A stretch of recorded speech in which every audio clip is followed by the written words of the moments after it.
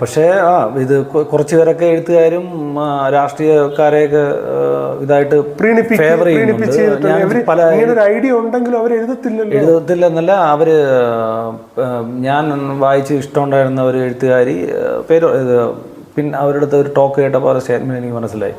അവർ പ്രീണനം അതെ. ആക്ച്വലി ഇത് പറയുന്നില്ല, വാചക കസർത്താണ്. ആക്ച്വലി ഇവർ പറയുന്നതല്ല, പ്രവർത്തിക്കുന്നതല്ല. അത് ഭയങ്കര പ്രോബ്ലമാണ് ആണ്. പക്ഷേ ഞാൻ പറയുന്നത് ജനങ്ങൾക്ക് ഒന്നും ഓപ്ഷനില്ല. എനിക്ക് 5 വർഷത്തിലേക്ക് വോട്ടിടാനേ പറ്റത്തുള്ളൂ.